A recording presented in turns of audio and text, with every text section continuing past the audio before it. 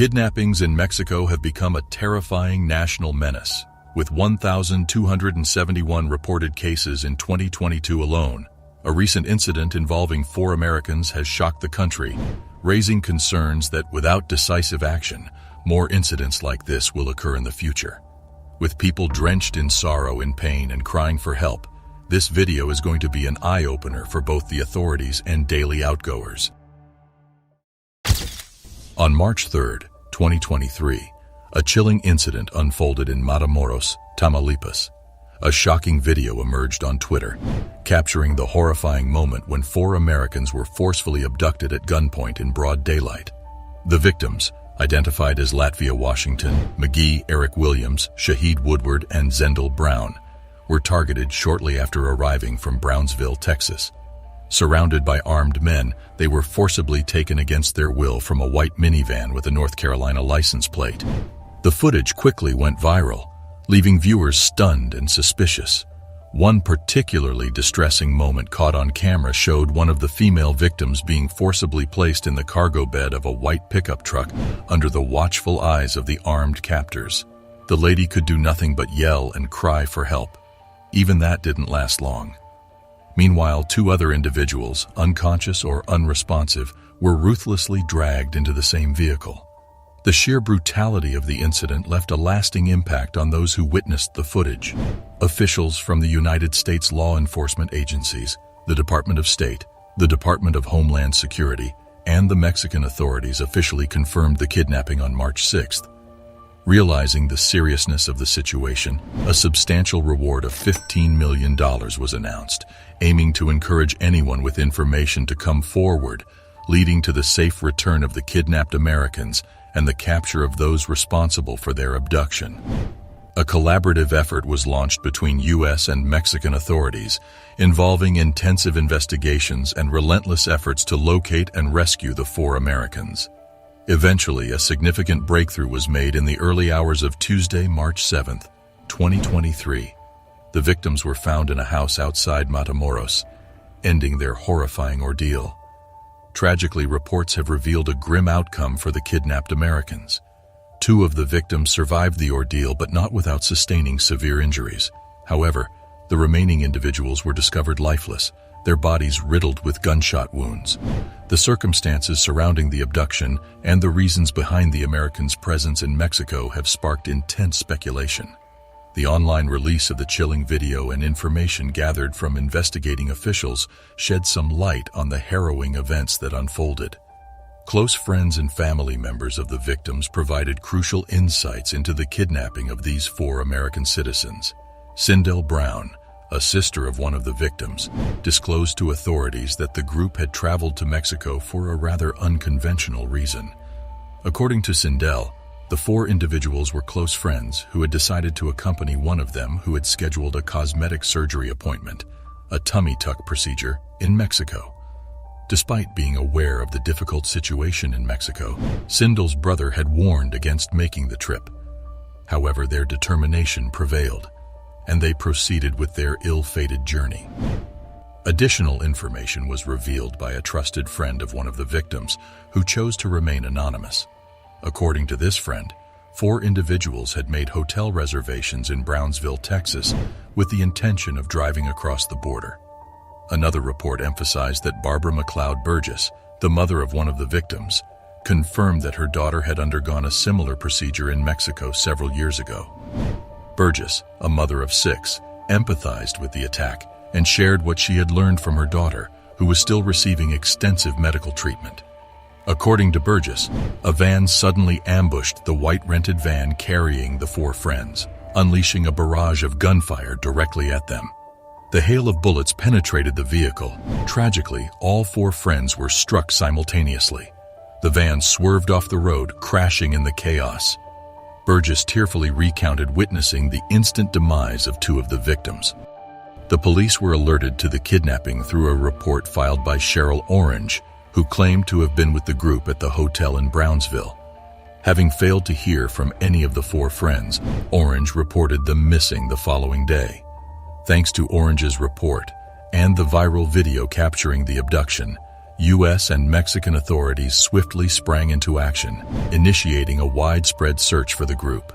The investigation initially revealed they had passed through Matamoros around 9:18 a.m. on that fateful Friday.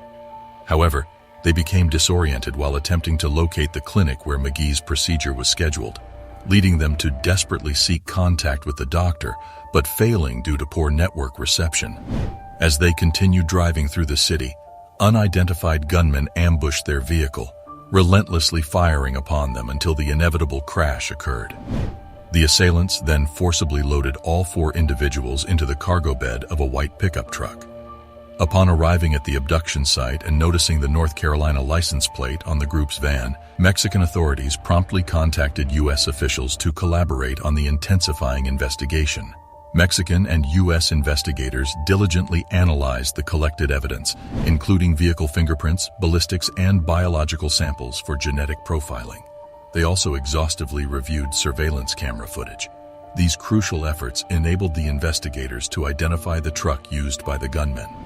With this breakthrough, a frantic search for the abducted Americans was launched, involving multiple law enforcement agencies. However, the abductors proved to be highly cunning and elusive.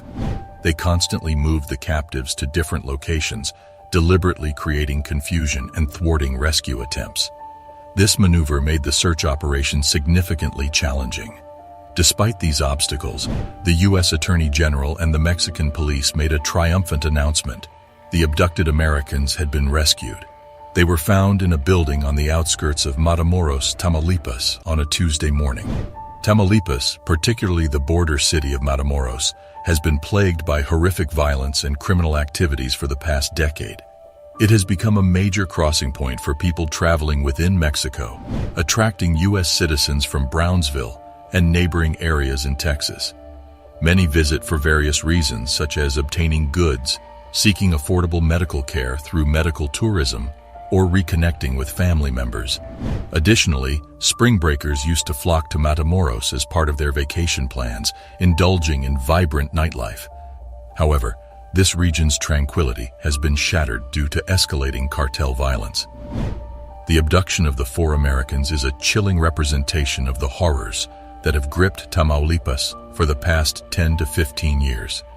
The Gulf Cartel, one of Mexico's most powerful and notorious criminal organizations, dominated the state during this period. Over the years, they have engaged in fierce clashes with their rivals, particularly the Los Zetas. Interestingly, Los Zetas originated as an integral part of the Gulf Cartel, but have become the most feared gang, vying to reclaim control over Tamaulipas. The Gulf Cartel, also known as Cartel del Golfo or CDG, has a long-standing history dating back to 1984. It began when Juan Garcia Abrego assumed control of his uncle's drug trafficking enterprise, previously led by Juan Nepomuceno Guerra. Garcia Abrego struck a lucrative deal with the Cali Cartel, collaborating with the Rodriguez Orejuela brothers, Gilberto and Miguel, and José Santa Cruz Londono.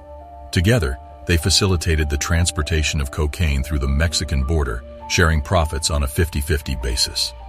However, in January 1996, Garcia Abrego's reign ended when he was arrested and deported to the U.S.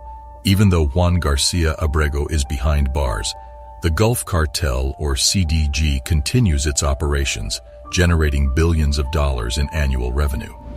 The cartel has extended its network beyond its initial boundaries, spreading its influence to prominent cities in the United States, such as Houston, Atlanta, New York, and Los Angeles.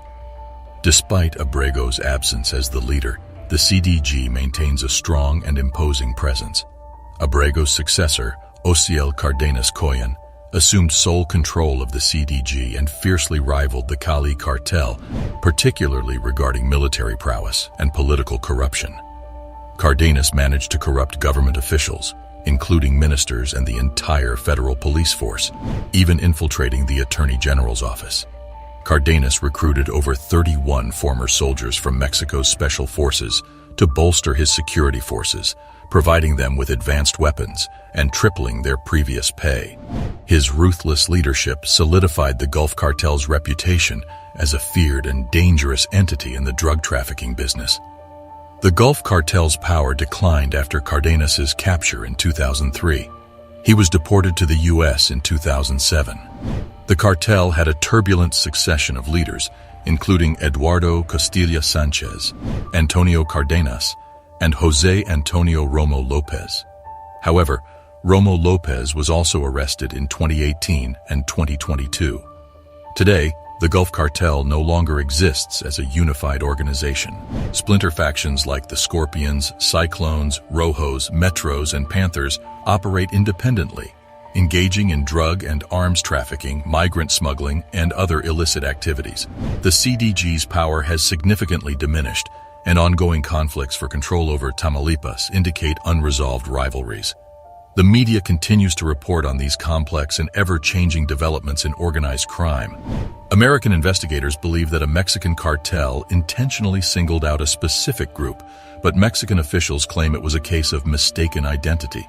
President López Obrador has backed the Attorney General's stance, accusing political opponents of sensationalizing the event and stressing the importance of a comprehensive inquiry. However, a government fact-checking agency contradicted the U.S. officials, denying that the Americans were confused for Haitian drug traffickers. The conflicting narratives have left the public unsure and yearning for the truth. An unexpected letter allegedly from a member of the Gulf Cartel's Scorpions faction claimed responsibility for the abduction, expressing regret for the innocent lives lost. Amidst ongoing investigations, authorities discovered tied-up men, highlighting the violence in Tamaulipas caused by rival drug factions. The U.S. and Mexican governments are collaborating extensively to combat drug trafficking, although President López Obrador raised concerns about Mexico's sovereignty regarding a U.S. proposal to label cartels as terrorist organizations. In this ongoing cycle of rivalry and bloodshed among drug cartels, 2 innocent Americans have tragically lost their lives, while the fate of the 2 survivors hangs in the balance. The complete eradication of cartel activities across these vast nations remains uncertain. Only time will reveal the outcome.